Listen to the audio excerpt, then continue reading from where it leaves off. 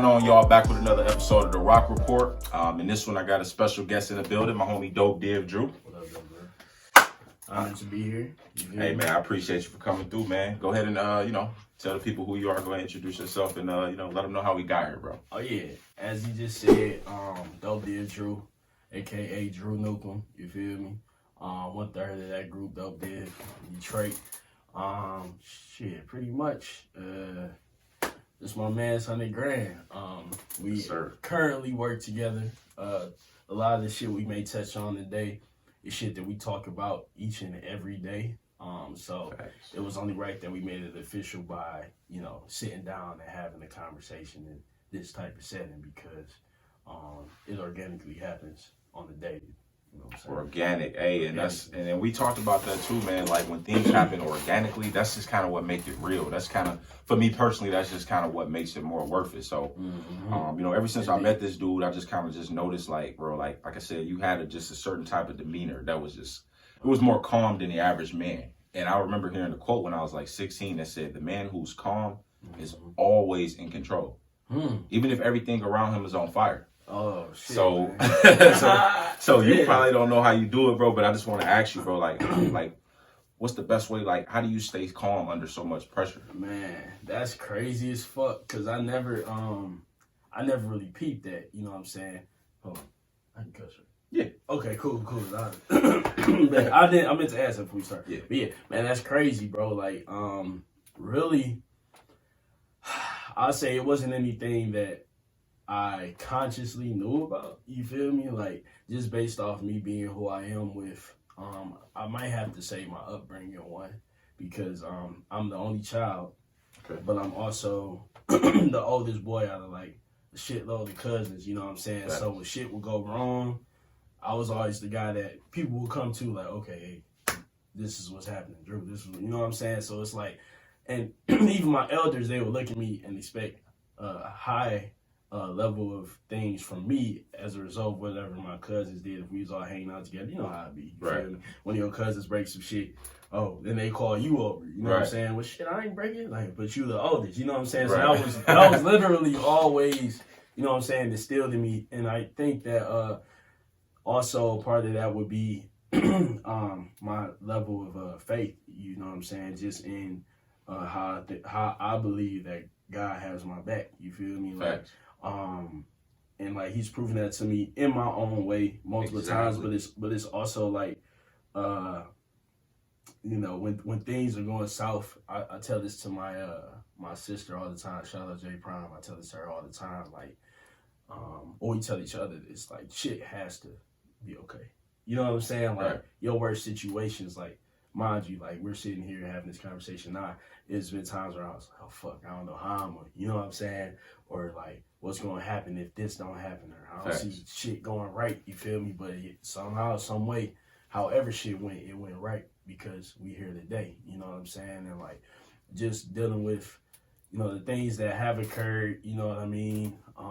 I recently lost a brother, you know what I'm saying? And that shit just came out of nowhere. Right. I did have my time of, like, mourning, in which case I still am, not to say I'm not. But throughout that time, like when it happened, for example, that very day, I remember telling my girl and I told my cousin, like, man, I'm not going to eat. You know what I'm saying? Right. Tonight, and I'm not gonna sleep. I don't see how I'm gonna do that shit. Right. You know what I'm saying? But somehow I was able to eat. I ate some fucking good ass chicken wings that evening, and I had dog ass sleep, bro. You know what I'm saying? So I think subconsciously that's just that higher power working. You know what I'm saying? So I don't have to work. You feel me? So just me knowing that higher power is there is like what brings me comfort. And like lastly, I'll have to say, confidence. You know what I'm saying? Like, I was the kid that had the dookie braids, the glasses, you know what I'm saying? Right. The high socks with the and1s, you know what I'm saying? When I was hooping, I got no play from girls, none of that shit. But I had a cousin, I ain't gonna say his name, but I had a cousin that always would. So it's like, you can only go through so much shit to the point where, it brings you out to be stronger. You know what I'm saying? Shit like that created the character that I have now, because eventually shit changed. You know what I'm saying? And with that happening, it was like, I feel like I know who I am, and then there's nothing that nobody can do or say to me that I haven't already said, not necessarily did, but said to myself. Right. You know what I'm saying? Like, I believe in myself. You know what I'm saying? I love myself. You know, and that might be cliche, you know what I'm saying? I'd say nobody else does, but at the same time, like, you literally have to sometimes sit back and just let shit play out and remember who you are and your beliefs, who you are, you know what I'm saying, personally. Right. And just allow things to flow, bro. So, you know. I think, you know, what you said, it basically sounds like 90% of, like, the reason why you're able to stay so calm is really because of your faith. Yeah. What you believe in allows you to have that level of, like, all right, I'm gonna leave it to a higher power. Yeah. You know what I'm saying? And I think I had a conversation with a buddy of mine, like, that's what demonstrates true faith. Like, a lot of people say they believe in God or got faith in God. Like, I'm gonna show you, like, how to really demonstrate faith. I went to Texas with zero money, zero plans, and zero ideas of what the fuck was gonna happen. Bro. I had the number one thing I needed was faith, bro.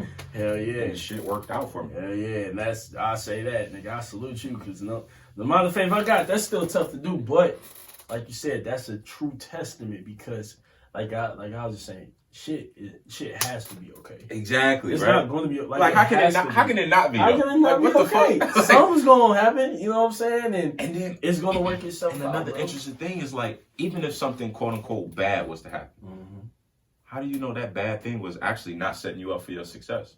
That's right. You might even cliche experience people have. That's kind of like in the book that we always discuss, The Science of Getting Rich. You know what I'm saying?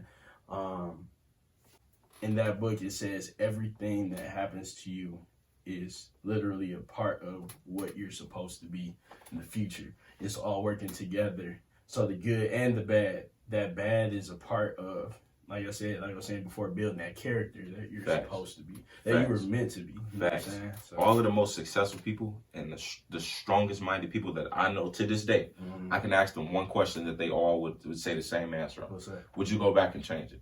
They're going to tell me no every single time, because they know deep down and on the spiritual level that those experiences made them. Man, facts. Facts. And I often hear you say, like, I would be talking like, oh yeah, JB, this CEO stepped down, you know what I'm saying? Oh, can't wait for the market to crash, can't wait for the market to crash. But it's like, going through that, you know what I'm saying, will get us to where we need to be. Exactly. If that's what's supposed to happen. If it happens, that's what is supposed to happen. Facts. Like, if you've seen, like, those Australian fires and shit, like, as bad as it looked, that's what kind of revegetate crops. Setting them shits on fire. High key. It's creating more room it's the beginning of the ending. Right. It's the beginning. Right. And we knew we was trying to say the whole time. So, but that's dope, though, bro. I definitely appreciate you for expanding on that. So, I know a conversation we had previously when I was putting out the skits, like, consistently. I plan on doing more too. Man, it is consistently. You don't say yourself. You asked me, man. You asked me to just kind of hit on the segment, like it's never too late. Because, like, I got a lot of older people in my family. My dad, one of those people, 50, but he feel like I can't anymore. Like, I can't. It's too late for me. Like, I'm going to just have to work this job and figure life out from here. Like, for you personally, do you think there's ever, like, an age limit on success? Man, had you asked me that question, I'm 28 now. Had you asked me that question 7 years ago when I was 21, I remember having a conversation with one of my exes. Because she, at the time when we was together, I was just really getting heavy into, honing my craft as being a recording artist. Right. And she was the type, she just wanted to get married, have kids, pick a fence type shit. You feel me? And there's nothing wrong with that, you know what I'm saying? But I always knew, like, that's just not me. Like, I'm not meant to have that type of life, because, like, the first level of understanding that is just having that consciousness. You know what I'm saying? Knowing who you are on the inside, even if you don't know where you're going to go, at least I know, like, that ain't for me. You feel me? At least not now. But I remember telling her, since she was so against it, I was like, all right, look, baby, look. When I'm 26. You know what I'm saying? Give me till I'm 26. And if shit ain't working for me by then, I'm just dropping it quick. And then I had a convo with my late great cousin, you know what I'm saying? Rest in peace, you Fresno, you feel me?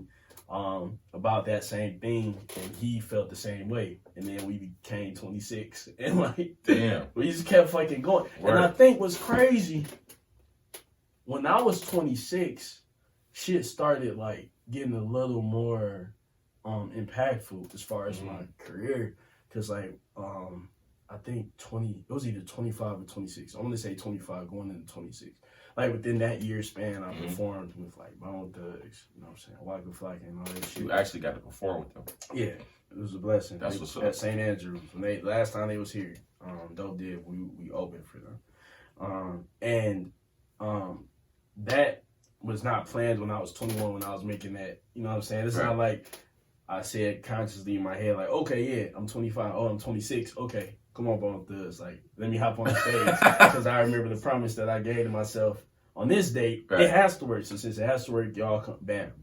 And mind you, I'm still not even a minuscule of the amount of where I want to be, where I feel I can be. But just saying that happened, like, that was like one of those things where it's like, you can't plan for when it's the right time or when it's too late. Yeah, I don't think there's a such thing, because even if you look at today, like a lot of niggas, you know what I'm saying, that are like heavy influencers that are older, weren't always big for the past, you know, Instagram only been out since 2011, you know what I'm saying? So it's not like they were, you know, big on that platform 20 years ago. Exactly. It just happened. If they're 50 now, that shit happened when they was 40. You know what I'm saying? Spice Adams, he's one of my like, he's one of my like biggest how can I say it? I'm one of his biggest not supporters, but not even fans, but like I actively fuck with his shit. You know what I'm saying? He's like the funniest nigga online to me. How old is Spice Adams? He's like 40 something. Yeah. But he used to be I think it was a lineman. I think it was a lineman in the NFL. Yeah. You know what I'm saying? But you don't hear about his name. Exactly. But you'll hear more about him now that he's older, now that he has a platform on social media. The universe gave him an opportunity. Come on, bro. You know, like you said, it just came out 10 years ago. He was 30 when that opportunity presented itself. You know what I mean? So at that point, and we probably all do have that thought, like, yo, it's too late type shit, boom, bam. But if it was too late, how did that work for him? Right. You know what I'm saying? If it was too late, like, he shouldn't have that type of platform now because it's too late. Even with another example, some of the rappers that are like my favorites now, you know what I'm saying? It's this camp called Griselda. And that's Westside Gun, Benny the Butcher, Conway the Machine, you know what I'm saying? A bunch of other motherfuckers, but they all OGs. They got signed to Shady Interscope, I want to say maybe like 3 years ago. Word. What right now, Westside Gun is like, you know what I'm saying, not to put his shit out there, but he's like in his 30s, you know what I'm saying, his late 30s, if I'm correct. If it's too late, if there's such thing as it being too late, how's that shit work for them? They're like the biggest niggas right now, you know what I'm saying, when it comes to like that straight, like, I got bars, hip hop type shit. So they're like a testament, and just knowing that, you know what I mean, like, it gives people like me hope, you know what I'm saying, because it's like I'm nearing the age of 30. And today it seems like, you know, hip hop is thriving with the youth. You know what I'm saying? In which case, you know, not to say that I'm not young, but it's a lot more younger people under the age of 25 that you may know about versus. This is what I heard. Like I'm hearing, because somebody tried to tell me it was like a window that you had to meet in the music industry, because certain music companies only want to market younger people. So it's like you have like a threshold that you got to try to meet with them, but you just mentioned that group, the Griselda group. So it's like, what's the excuse? And if anybody looked like you did it, or your age ever did it, why can't there's no excuses. Right, exactly. And one of the things, I'm glad you touched on that, because I'm just happy because like the rules have changed for that type of shit. The rules are, you know what I'm saying? Exactly. Because of this motherfucker because of this fucking device. The rules are completely different shit out now. Yep. They don't have to say so. You know what I'm saying? They don't have a say so, and they don't dictate what you have to do. Not even just as an artist, but just you as a person. You know what I'm saying? Like, you don't need that major, you know what I'm saying, campaign to get behind your product. You At all. don't need this fucking boardroom or stiff ass motherfuckers to tell you about a culture that you live in. You know what I'm saying? Exactly. So that's you the fact you touched on that, I'm glad. Like, but that's again, you know what I'm saying? Like it's never too late because of where we are now with technology and social media. Yeah, so I mean, I'm gonna allow people to keep using that excuse. Pops, if you're listening, look, I love you, man, and it's opportunity out here for you too. Colonel Sanders, he didn't hit big till he was 64 years old. At this point, he was at the point in his life where people was ready to commit suicide, bro. He was homeless, sleeping in his fucking car, had 2 divorces. The KFC nigga? The KFC dude. I did not know. 2 divorces, had several business ventures that failed, and his kids got took from him. Said he wasn't fit to be a father. That sounds like suicide. Said he wasn't fit to be a father. Damn, last but not least, he like, look, I can't make chicken. I can make some dog ass chicken. Actually, I'm gonna just let motherfuckers try it for free. Went up the block, knocking on doors. You want to try some chicken?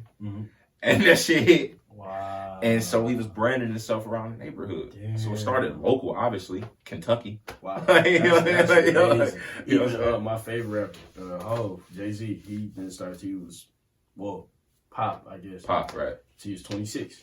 You know what I'm saying? Right. So by the time he was established, he had his label, you know what I'm saying, Rockefeller Records, all that shit. When Rockefeller was thriving, like 2000, 2001. Yeah. I mean, he was 30, right. 31. You know what I'm saying? And it's in his prime, exactly. Yeah, bro. So LeBron James. 35. This is his prime. Ain't that crazy? That's fucking crazy. I'm not just talking about his prime in basketball. I'm talking about his prime in life. Bro. This is his prime in life, bro. Like, so how can the phrase "it's too late" be a thing when I'm watching LeBron James about to get his second MVP? Probably 4th. This could be the 4th MVP. Like regular season. Oh, regular season? Yeah. It's got to be like the 3rd or 4th. Okay, all right, we'll get it. Yeah. How? You know what I'm saying? Because most niggas, I think that was you telling me yesterday. Larry Bird retired at 34. Larry Bird was 34 when he retired. MJ played his last playoff game at 34. And Kobe played his last playoff game at 33. LeBron James is possibly on the best team he's been on his whole career. Right. And he's about to possibly win 3 more rings. He's the captain of the All-Star team now. Again. At the age 34. Right. How is it too late? And I think we also got to have the conversation will eventually shift around what's old, because a lot of people think like 30 is old. That's why Gary is trying to encourage 40-year-olds to move out them big ass houses that they got the mortgages on and go live back with their parents. Like, you young as fuck. I don't care if you're 40. You young as fuck. Listen, he like, look, I'm 44 years old right now, and the secret that nobody is telling you, you're going to feel the exact same you felt when you was 16. Wow. He said, why are we not having this conversation? This is a real thing. Like, I feel the same. It's a mentality thing. It's crazy that you touched on the moving back with your parents shit, because my mom is 2000. She'll be 58. She'll be 58. We moved back with my grandmother when I was 17. So that was 11 years ago. So she was 47. Okay. Right? Damn. Okay. As a result of the all the mother crisis when it hit in 08, we like damn near lost everything. You know what I'm saying? Like, moved from where we was and moved back to the city at the time. We was in Clinton Township. We was there for like 2 years. Shit was great. You know what I'm saying? Had nice school, all that shit. You feel me?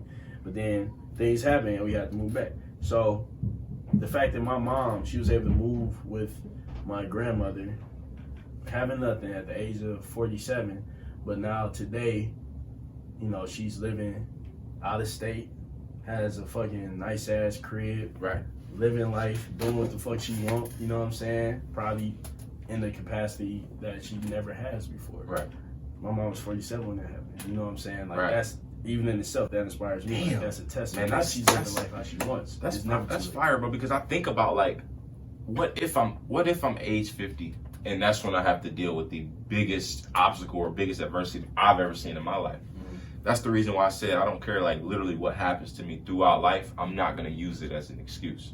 Like, and you know, people tell me not to say this all the time, but like, I said, if my legs get ripped off in some horrifying event, as long as I can still think, and speak, I still have enough to impact generations. Yeah. That's all I'm trying to do, bro. Bro, that's all it take. You take that voice. I hope your legs don't get I hope mine don't either. Bro, and it gives me a hell of a perspective when I wake up still having legs. I'm grateful right away. Gratitude, bro. For the simple shit that we take for granted every single day. Man, the fact I'm even able to do this, bro, somebody, bro.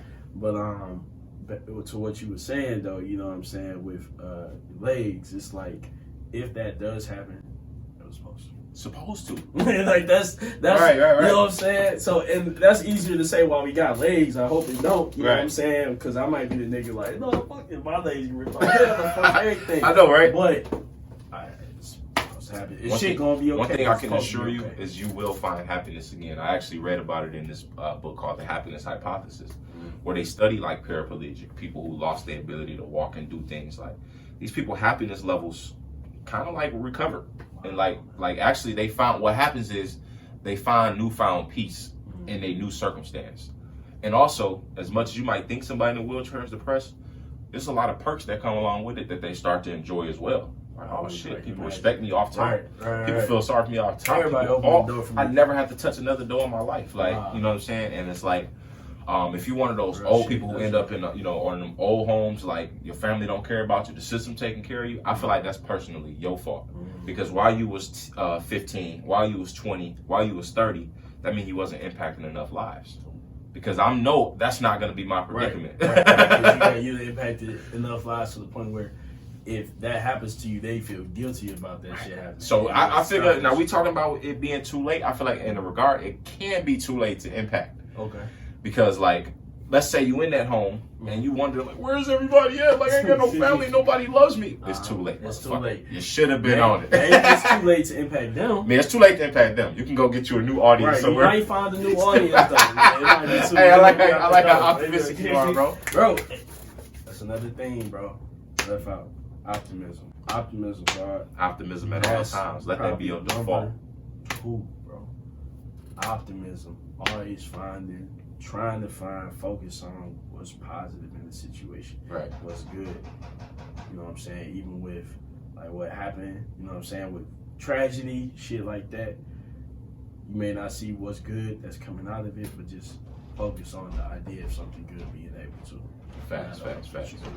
Being grateful for the situations that aren't even here yet, but you know will be. Exactly. You know what I'm saying? And when you have a personal experience with that, that increases your faith even more. When you like, hey, wait a minute. I've witnessed myself be grateful for something I didn't have, and it manifested. So you like, yo, I can do this again, and I can use my powers for more type shit. Because it start to feel like a superpower. This is what Earl Nightingale talked about. He like, yeah, it's.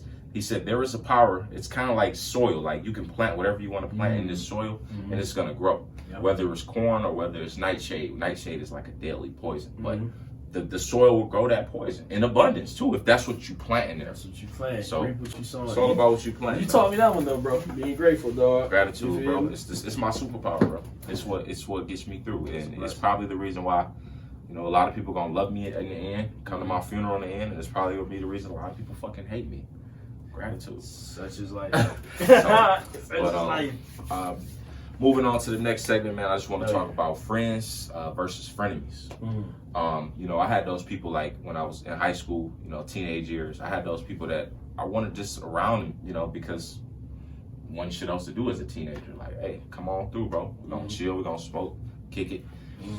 And those people that I used to chill with, bro, and my mom was telling me it was no good for me, they gone. Like, they're nowhere in my life. They're nowhere Mama's in the picture, bro. Man.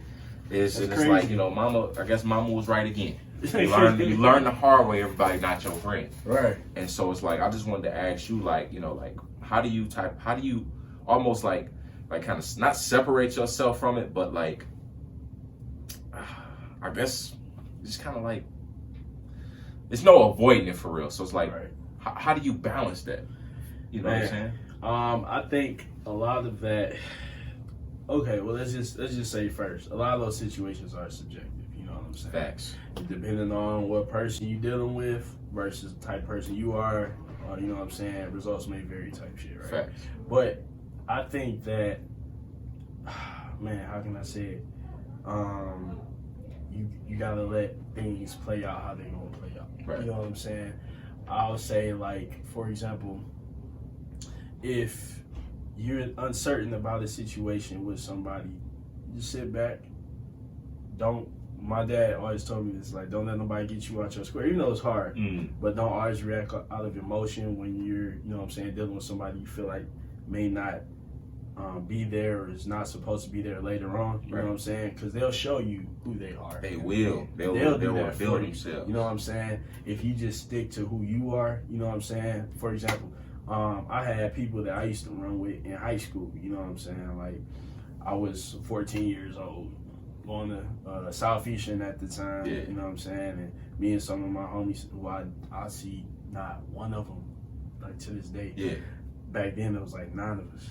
It felt good to be part of that alliance, though, right? It did. It was like I had some people that I knew had my back type shit that wasn't gonna judge me. You know what I'm saying? From what I thought, but then even in that crew, jealousy can breed. Because I remember, like, I was the kid. You know what I'm saying? Like I said, I was a hooper. So, but if I would beat somebody or if I get more respect than this person, you could tell, like, somebody might feel a certain way about that shit. Because then they'll start, you know what I'm saying, trying to market at you for no reason, trying to say a little slick shit. You know what I'm saying? And you peep it, though. Yeah, you peep the little slick shit. Yeah, it's like real slight. It's very like, slight. I started getting played from, you know what I'm saying, females and shit like that.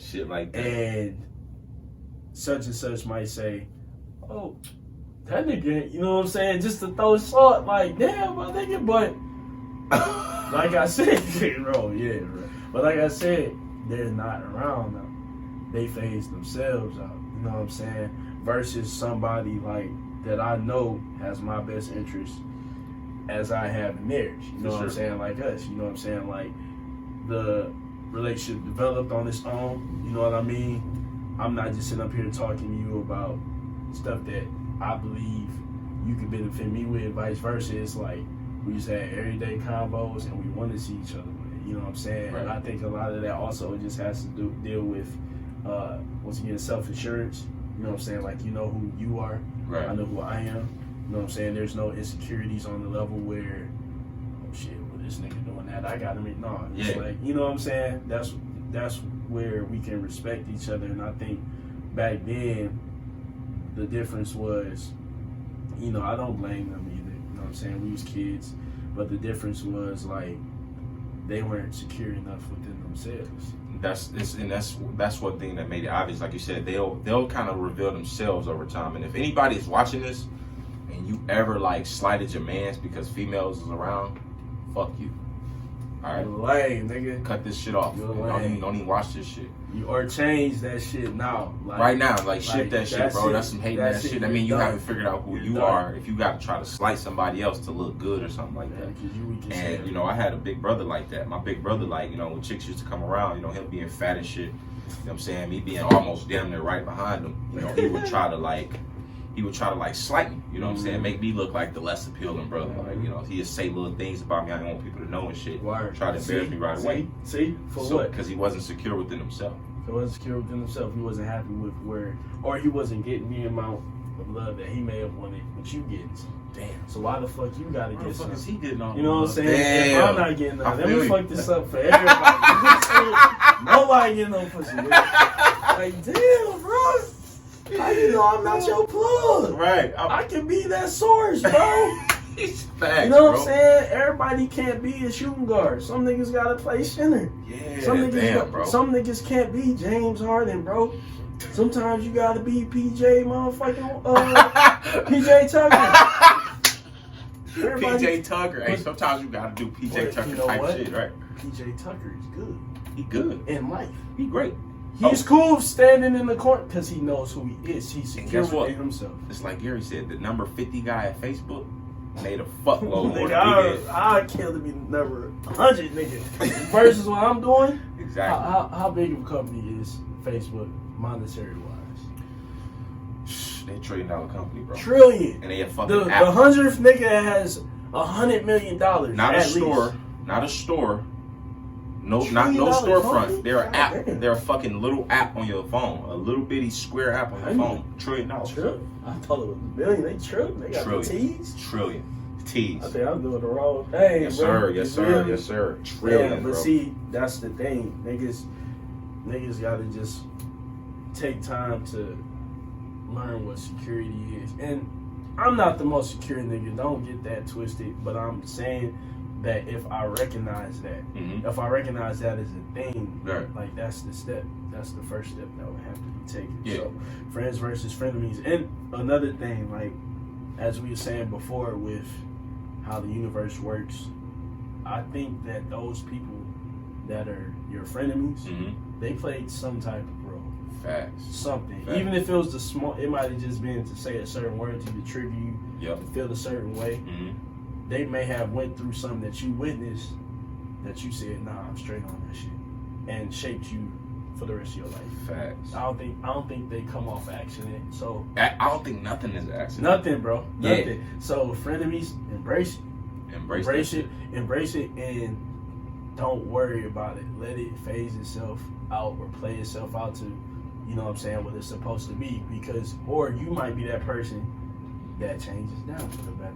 For you sure. know what I'm saying? It can go both ways. But, you know, like and if you feel like you're in a situation too where this person is just kind of like getting more from you than you're actually able to get from them, it's not a 50-50 relationship no more. If you feel like you're in a situation like that, you might want to act now and like just get out of that predicament. Well, yeah, like I said, you know, subjective. Subjective, right? You know what I'm for saying? sure. Yeah, don't stick around. Nobody is walking up to you, smacking the shit out of you. You know what I'm saying? Yeah, then you gotta smack the shit out of them. But I will say, you know what I'm saying, even with that person smacking the shit out you, what has that taught you? You know what I'm saying? Facts. What don't let certain people get that close, you know what I'm saying? But it's subjective, you know what I mean? But for me personally, like that situation with my friends, like at the time I didn't notice what they may have been teaching me in life, but now I'm looking back at the situation as a grown man, it's like I know that I don't want to steal cars. I know that I don't want to, you know what I'm saying, be the type of person that's just stuck in one type of atmosphere or, you know what I'm saying, do shit that goes against my character to prove myself to somebody. Because that's what I was. Right. You know what I'm saying? I'd skip school. If you feel me, I'd throw rocks at cars and type shit. Damn. Stupid shit, bro. Damn. Because I'm with my friends. But I know that now I'm not going to let nobody influence me outside of what I am. Exactly. You know what I'm saying? So that's what I mean, like when I say sometimes you got to let shit play out, but then also sometimes you got to act now. Like, niggas know right from wrong. At the end of the day, right? So you decide that. Yep. So, man, last topic I wanted to hit on, man. This one already? I mean, I'm pretty sure it'll find its way into another. But this is what I personally want to hit on. Maybe you had something you wanted to, just get off your chest. But this is one we talk about every day. This is a conversation I value over all conversations, more than anything. Personal branding. Personal branding, bro. Because we talk about that every day.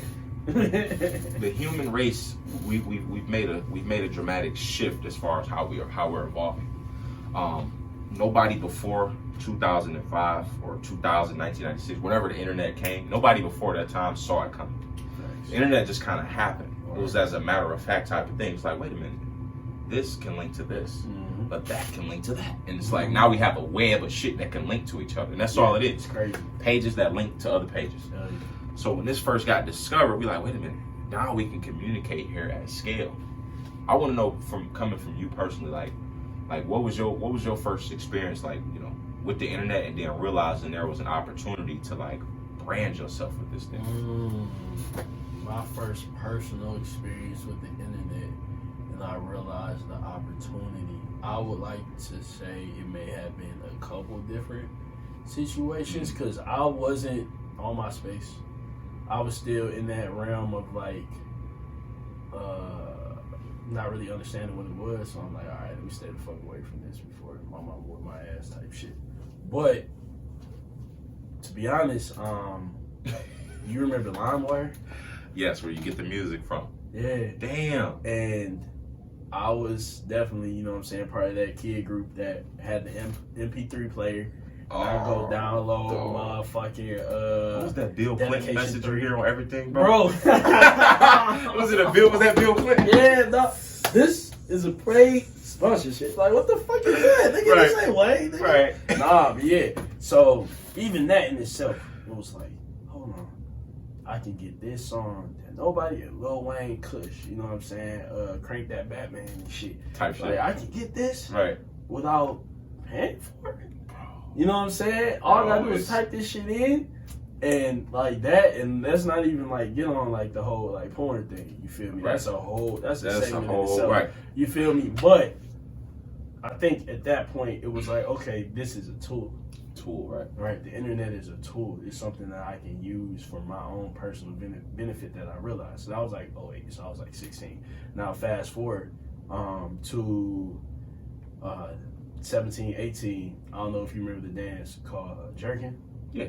So me, this is little to be known, but me and my cousins, you know what I'm saying, so my homeboys, we created a crew where we would try to jerk. And at that point in time, I was just starting Facebook. So I say around that time, like we put out certain videos, you know what I'm saying, of us doing the damn footwork and all that shit.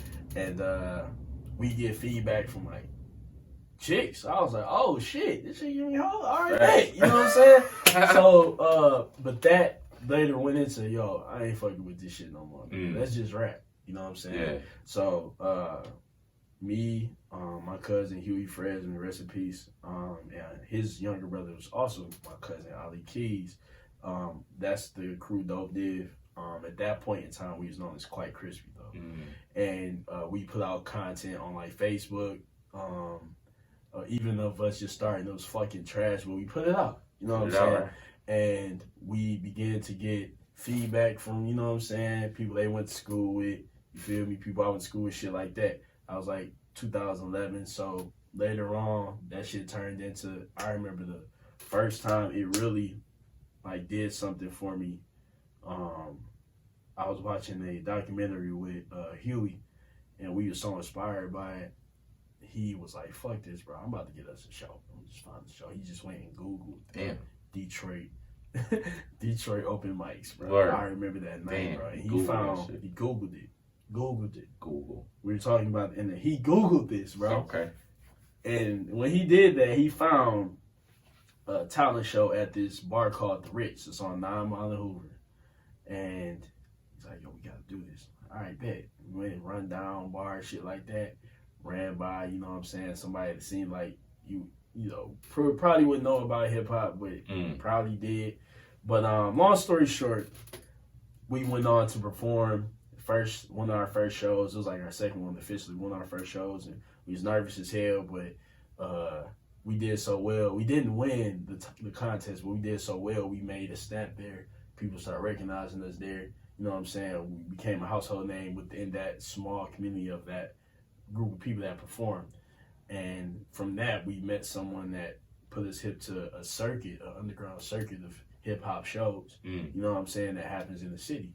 So that drove us to trying to perform there. We just went to check it out. It was called The Crack House at the time. It was on Jefferson on Iron Street downtown.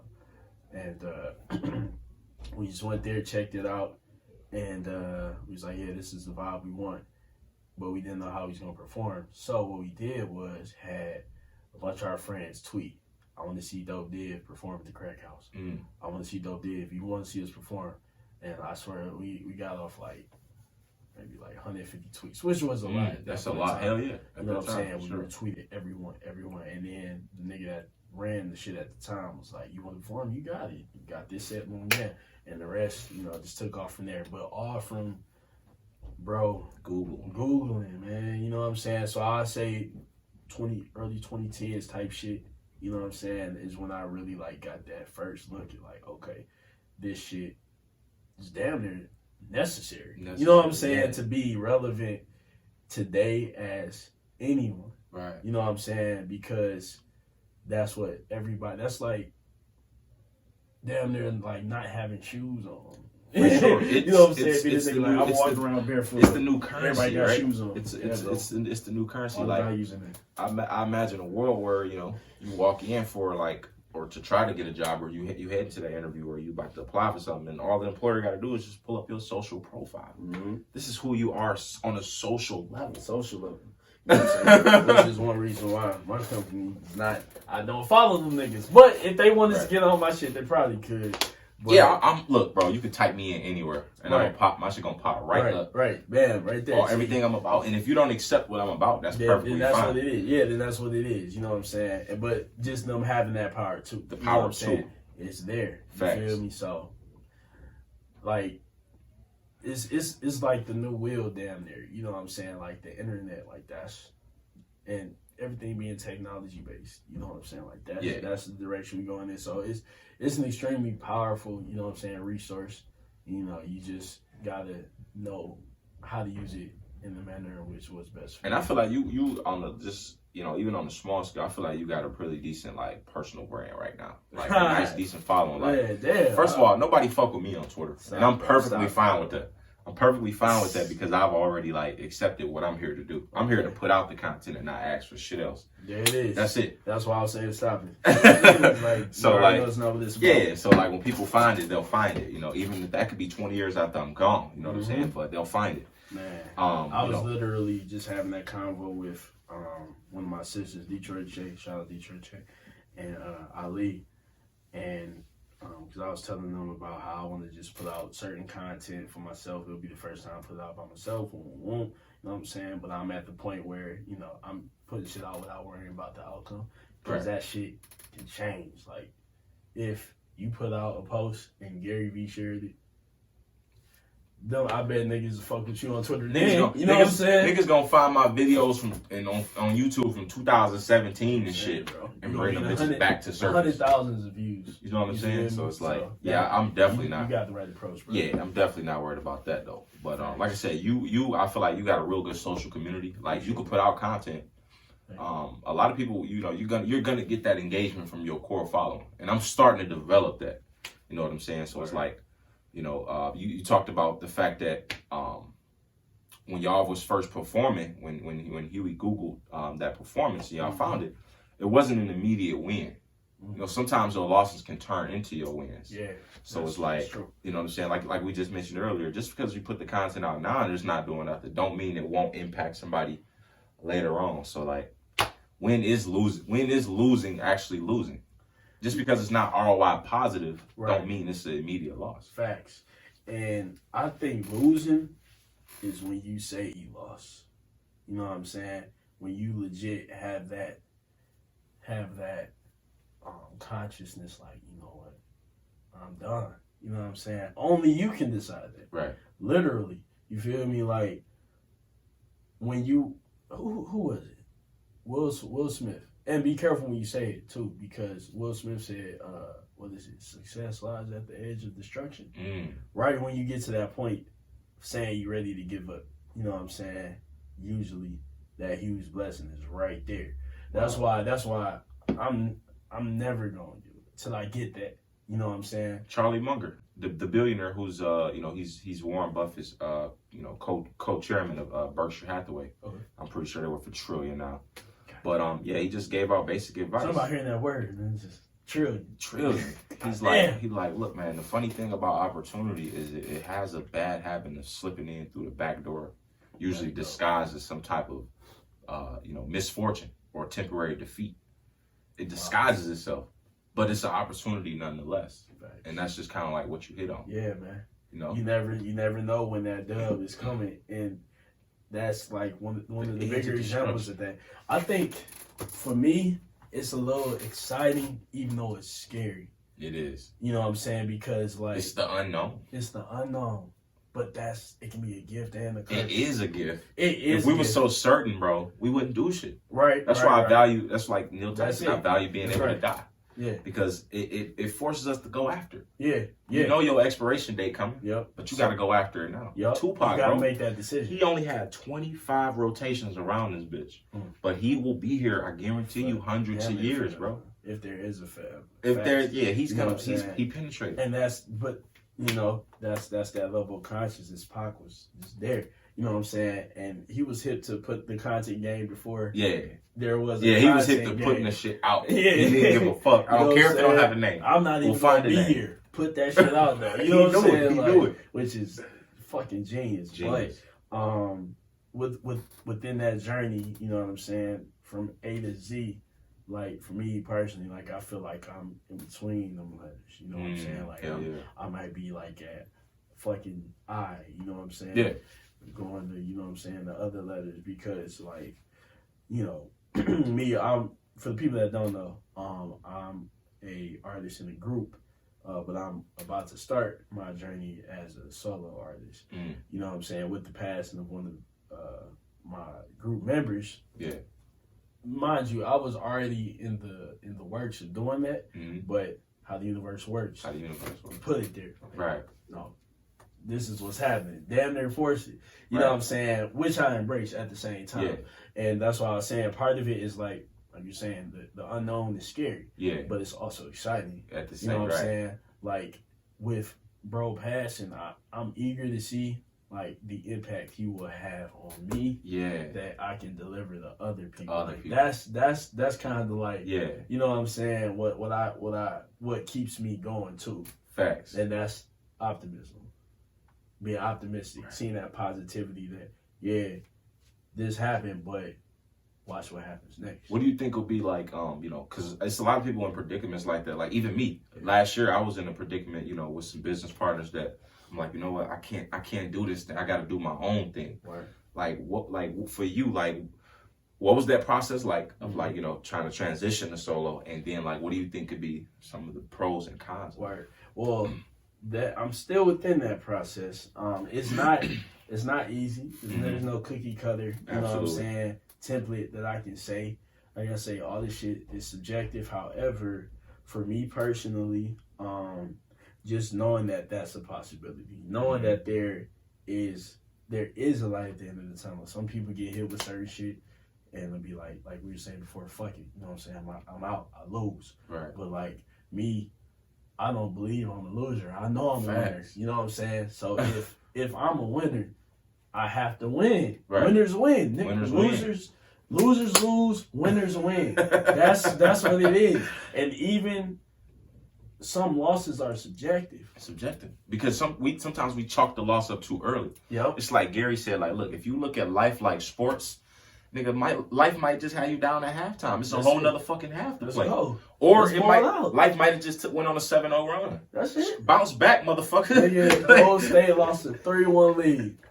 Golden State lost a 3-1 lead. Never. Don't ever forget that. Never. We'll never forget that. If you down, Golden State lost after a 3-1 lead. Was that the same season? Was that the very same season that they was up or down to OKC when Kevin Durant got there? That they went 73-9. And was they down 3-1 to Kevin Durant now, and then they came back and smacked him. And remember, he joined them the next year. Yeah. So that was the same season. They was down 3-1, came back, and then went to the finals and went up 3-1 and lost it. After Bron beat him, it's like, oh shit, we gotta do something about this. Who we gonna get? And I remember seeing an interview too, bro. Just saying. Right. I remember seeing the interview. Kevin Durant said Draymond said to him, mind you, he already cussed him out and all that other shit. Okay. Called the bitch to his face or whatever. Damn, okay. But post that. All right. He said, we already got how many did they have? They already got a ring. They won one at that point. Mm-hmm. So we already got a championship. How many you think we can win with you on board? You know what I'm saying? So he said that just to persuade him to be like, but KD got his rings, whatever, in whatever way he got them. But at that moment in time, when he was up and lost, he could have said, you know what I'm saying, ain't no fucking way I'm back. He went back twice. You know what I'm saying? Even though it's some bump shit. But he got it. He got it. And that was his loss that turned into a dub. But that's why that's exactly why he's over in Brooklyn now. Because he knows personally for himself, I have to accomplish this. And I support that. I was about to say that I salute. KD, I salute that for sure. Salute that. That, because, you know what I'm saying, he wasn't my favorite. You know what I'm saying? Yeah, by a long shot. By a long shot. He wasn't my favorite. But that's a real nigga move he taking now, and that's something I can definitely support. I don't know if you ever heard of Patrick David. He's an entrepreneur. The name of his channel on YouTube is called Valuetainment. Okay. You might come across his content one day, but when you see Valuetainment, you'll be like, "This is what Cordell was talking about." Valuetainment. Yep. Okay. And so, he made a case that as soon as the Cavs won that championship, he was like, "This win was not just about the calf. This means something for all entrepreneurs across the globe. That even when it seems impossible, it's possible. So like the fact that he flipped that scenario and applied it to his own life is like, you right. Right. And that's why we use the sports to life analogy so well, because they damn near go hand in hand. It's a certain mindset that goes into it, bro. It's a determination mindset. And all this shit, everything. All this, right. Starts here. Mindset, you know what I'm saying? The fact we sitting here, that you had the idea for me to sit down.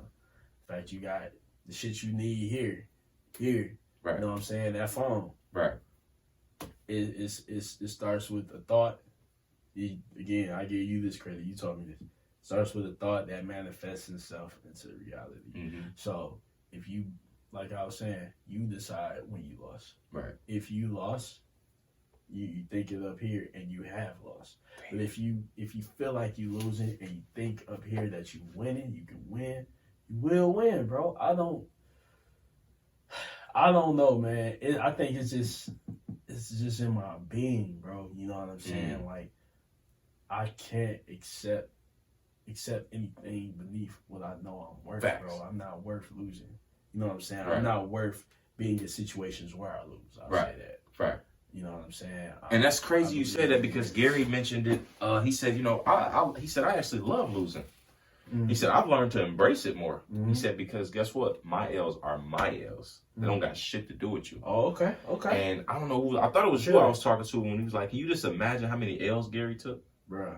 But the fact that he doesn't care, he's like, I don't give a fuck. Because it's like what Thomas Edison said, there's really no such thing as failure. Okay. If this mechanism is actually guiding you towards success, did failure exist in the first place? If losing made you a winner, did you really lose? Did you really lose?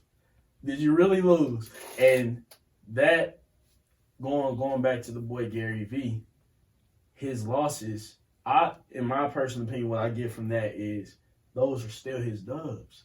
You know what I'm saying? You reverse engineered. You feel me? And even when he lost, he still won, bro, because Gary V does not have a losing mentality. Right. You know what I'm saying? Right. I don't care what he say. Right. I believe that he does not have because if losers have losing mentality, they do loser shit. Right. Gary V is not a loser, bro. Right. You know what I'm saying? And the proof is in the pudding, bro. Fact. You know what I'm saying? I can only say so much about that, but just look, you know what I'm saying? Look. But going to what you were saying, how many losses he took, I think that's because we discussed I saw a post he made where he was showing, and this is so inspirational. I think about it, you know what I'm saying, when I feel like I'm losing. Facts. You know what I'm saying? I don't believe, but I feel like I am. Yeah, it's moments like It's moments for sure. He posted every single episode of Wine Library that he ever did. And what he was doing was he started from one, and he didn't show the audio of every episode, but he had a voiceover telling you about why he kept going. You know what I'm saying? Where he was mentally at that point in time.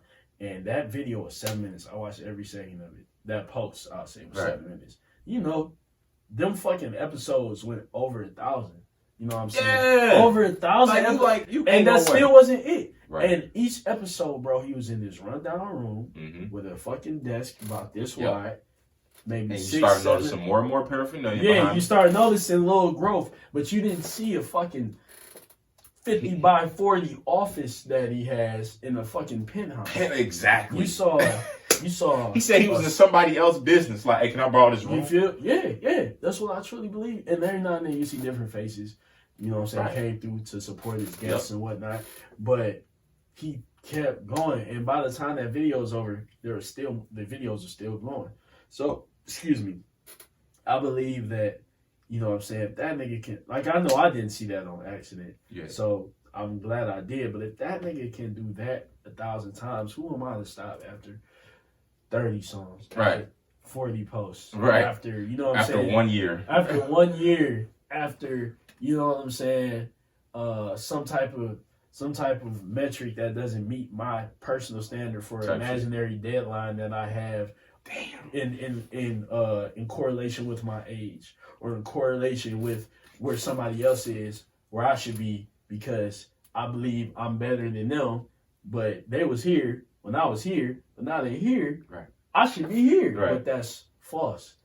There's no one way in this shit. You know what I'm Facts, saying? facts. That's what Don Kennedy said, that there ain't no one way in. It's try and fail. You know what I'm saying? Yep. Try and fail. Yep. Try and fail. You know what I'm saying? Because if you fail, you keep trying. Eventually, you'll win. Biggie said, you know what I'm saying?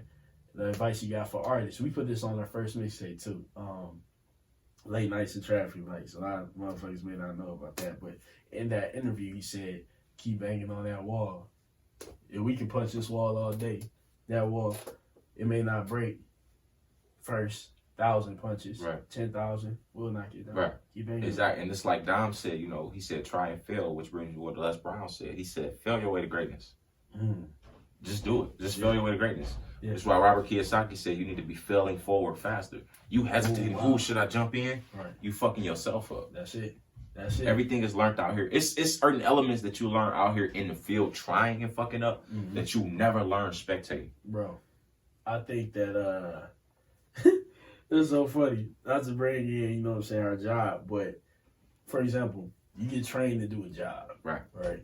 They can only train you so much. Eventually you have to do the job and understand why you shouldn't place your hair here because it will get burned. Right. Or why you shouldn't make this turn at this speed because this is a curve that nobody else has been on. Right. But you've been on it. Experience. Mhm. You know what I'm saying? But that experience hones you. Now you can, you know what I'm saying, whip anywhere type shit. Exactly. You feel me? You can do it with a banana in your hand now. You know what I'm saying? Yeah. A little fucking hot ass coffee and shit. You know what I'm You know saying? what I'm saying? But it's like those mistakes or those errors or those knockdowns. I think even I heard Kevin Hart say, you know what I'm saying, when he went to Hollywood, he got told no so many times. Yeah. He was just accustomed to it that the word no didn't mean anything. You know what I'm saying? Like, till the motherfucker said yes. It's like, oh shit, for real? You know what I'm saying? Right. It's another and I know I don't mean to be, you know what I'm saying, ranting and shit, but there's another video I saw of Wiz Khalifa, and this shit was pretty profound to me at the time because it was like right after my brother passed, and it was just a personal video he made, and he was, you know what I'm saying, just greeting people, talking and shit like that, looking at the camera, not people. It's like, yo, what's up? You know what I'm saying? Today is about you. You know what I'm saying? He was like, if somebody tell you no, that don't mean no. Right. That just means not from them. Right.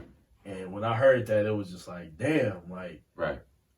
You decide when you lost. You decide when no actually means no. Mm-hmm. You know what I'm saying? Right. Now, people don't get it twisted. No means no in certain capacities. Don't go end up in jail. You don't feel be raping nobody. Yeah, that's what I'm saying. Yeah. You know, don't come on now. Yeah. Use your brain. But I'm saying even the saying, don't take no for an answer. Like, no is only no when you accept it when it comes to your own personal advancement.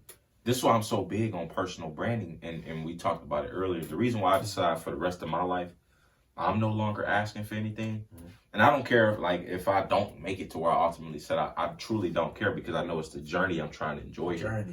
So I'm okay with just how things, turn out overall. So like you said, no doesn't necessarily mean no. And I feel like once you've gotten your brand to like a certain place, you no longer have to ask anyway. Nope. They come asking you. It will come. Like I don't have to ask to go out on a date with Stacey Dash. Right. She seen my brand. She seen my content. She want to talk to me. You feel me? You know what I'm saying? So that's why I'm so big on building your brand first, and whatever happens from there, let's see what. That's just like a nigga like Zion Williamson.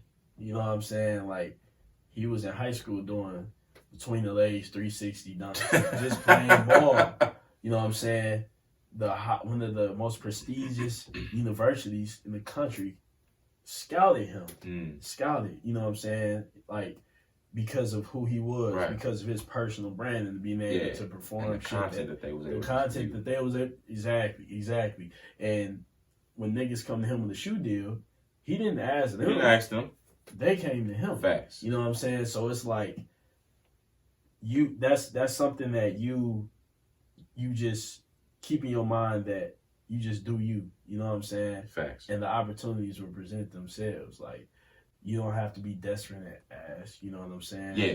And that, again, is subjective. But even with, like, for example, when we perform in certain places. Mm-hmm. You know what I'm saying? It's niggas that still paying to perform. Right. I'm strongly against that because not only are you the reason that show is going to do great is because you're performing. Right. Even if you're an opening act, that builds that venue. This is a lot of people don't know what they won't tell you either. That builds the reputation of that venue. Right. You know what I'm saying? Oh shit, hell yeah, I went to a dog ass show at such and such. You know what I'm saying? Right. That shit was live as hell. Oh shit. Consciously, whoever you're telling might be like, all right, so next time I know I'll have a good time there because such and such told me they had a good time. Right. You know what I'm saying? But if somebody truly see you're creating the value that that place needs that booked you, you know what I'm saying? They're nothing without you. Right. You're the performer. You know what I'm saying? So that's why, like I said, I'm strongly against paying because not only are you giving up your personal value by being there, your personal brand by performing, but you're also giving up monetary value. And you won't be treated as you should be treated if you're the one to give up all of that. Because it's like, of course they'll take advantage of the aspect of, oh, they paying us and they want to, oh yeah, we give them a little, you know what I'm saying, 6-7 minute set. You know what I'm saying? So you don't want to be taken advantage of. You know what I'm saying? Like, know your worth as who you are. You And I ain't gonna say I disagree, Mm-hmm. but here's where I'm gonna challenge you on that. Okay. Because like for me personally, I don't know, like, well, you can, but I don't know if you really can put a price on attention. Mm-hmm. Because I know like 100 years ago, if you wanted to get attention, that shit costed you your life to get a billboard. You know how much a fucking billboard cost 100 years ago? Yeah. But now that I can give Facebook or Instagram 5 cents, a fucking nickel, and they'll show it to a couple people, sweet. Right. So it's like, I'm not doing the math with how much I spend on Instagram and Facebook. I just did my taxes yesterday. They said I spent around $450 last year on that shit. Okay. I feel like I need to spend quadruple the amount this year. feel You know what I'm saying? Because I'm being seen by more you. people. I feel So it's like, can you actually put a price on being seen and being exposed to? So, I think that's subjective. Right. Because in those situations, you gotta say to yourself, okay, what position could this platform catapult me to? You know what I'm saying? With Facebook, I know that I'm gonna reach thousands of people at the price of $6. You know what I'm saying? But if I'm about to perform at this venue that's charging me $200 to perform with somebody that's technically not a part of the community that I want to build, or is going to have a crowd of people that wouldn't even fit into who I'd like to give my value to. Not to say nobody can get anything. You can get anything from anything. However, the people that I know that it will resonate with, that will appreciate it and continue to support me if they heard it. Right. You know what I'm saying? You kind of gotta, you know what I mean? Mm-hmm. So personally, that's how I feel. You know what I'm saying? But I'm 100% behind like Facebook ads and Instagram ads. Yeah, obviously, you know what I'm saying? Because, like, you know, I hear about shit like, what's that one little group, Coast to Coast? Yeah. Cab hate them, bro. If you mention Coast to Coast around him, that motherfucker turn on fire. green, like, I wonder if he ever did that. He hate that shit, bro. He feel like it's a total scam. It's like, man. bro, y'all want me to pay my money to showcase me for 30 seconds. 30 in front seconds. Of some people who don't give a fuck. And the part of that with Coast to Coast, that crowd is other performers, nigga. Right. It's not niggas that came to see a show. They don't give a fuck about you. That's what I mean. Like subjective. Like think about it. Like you're not known.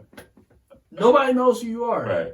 But you're supposed to perform in front of your 500. competition. You know what I'm saying? Like that doesn't even make logical. Coast to Coast came up with that dumbass platform. You said what? Coast to Coast came up with that stupid ass platform. But it worked. Hey, it's working for them. Finesse. How much long term leverage do they have? I don't think much. And even with Facebook ads, for example, or Instagram ads, which are Facebook ads, doing their thing now for us, that cuts out that middleman. Right. You know what I'm saying?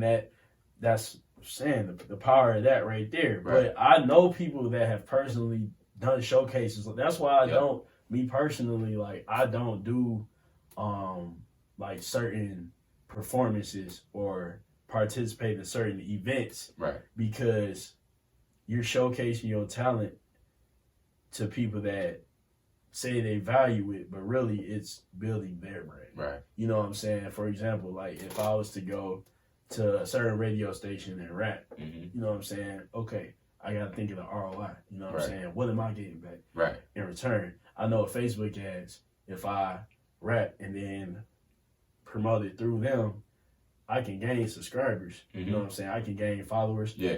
That can put my shit in front of somebody that is on the other side of the damn planet, maybe. Right.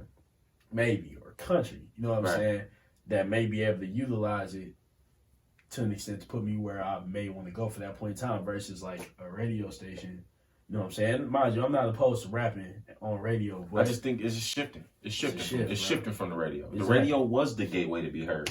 Yeah, it's gone. It's gone. It's evaporating. It's on the way out. It's on the way out. So, like I said, I think you just gotta, you really gotta just weigh those options. You know what I'm saying? But Facebook ads is the way for sure. For sure. Man, bro.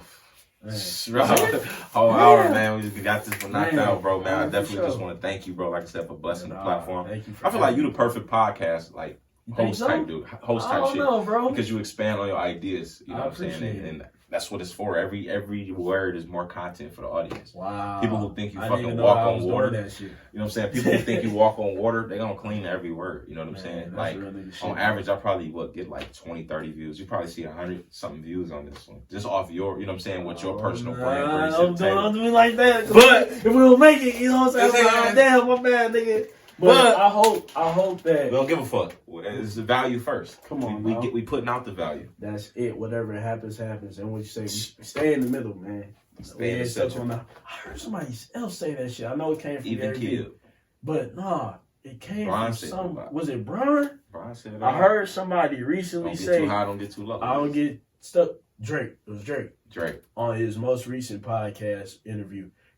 They asked him how he was able to maintain for so long. He was just like, cause you know niggas was clowning him for rapping and singing. Yeah.